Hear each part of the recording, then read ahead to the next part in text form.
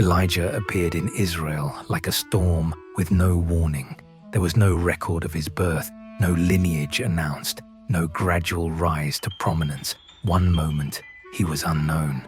The next, he stood before King Ahab, the most powerful man in the land, and spoke words that would shake a nation. "As the Lord God of Israel lives," Elijah declared, eyes steady, voice unmoved, "there shall be no dew nor rain these years, except at my word." Then he turned and walked away. No soldier stopped him. No guard laid a hand on him. It was as if the air itself refused to resist him. Soon the skies obeyed. Rain vanished, rivers dried, crops failed. Israel gasped under the weight of Elijah's prophecy, and fear spread through the palace. Ahab searched for the prophet everywhere, sending messengers to foreign lands, swearing nations to oaths. "If Elijah is here, you must tell me."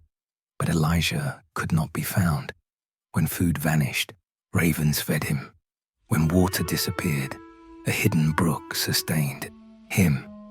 And when the brook dried, God sent him to a widow, whose last meal multiplied again and again.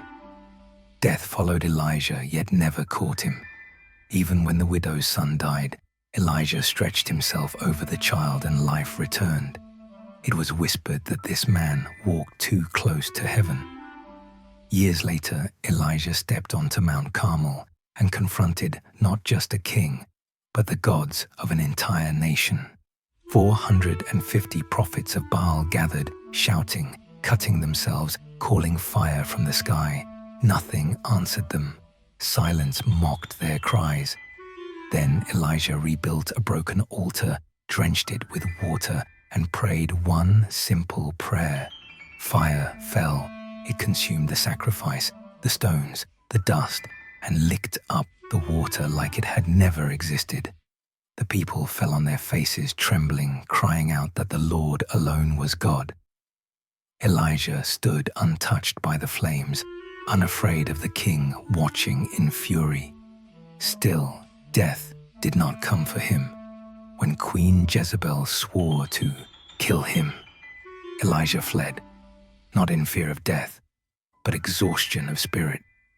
Beneath a broom tree in the wilderness, he finally asked God to let him die. But even then, death refused him.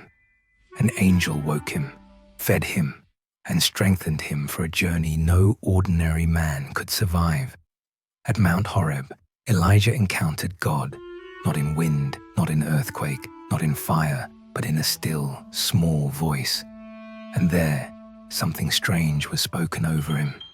God told Elijah of future kings, future prophets, and a successor who would take his mantle. Yet there was something unsaid, and something implied. Elijah was not being prepared for an ending.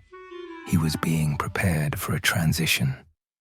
As the years passed, it became clear to those who watched him that Elijah lived under different rules.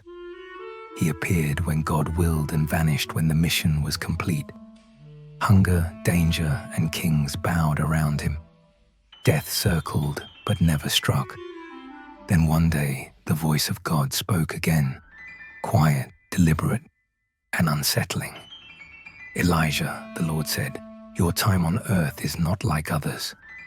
No explanation followed, no mention of sickness, no warning of burial, just a knowing, deep and final, that Elijah's path would not end the way all human paths do. The prophet lifted his eyes toward heaven, as if he understood something no one else yet could. And somewhere beyond the clouds, destiny waited, without a grave.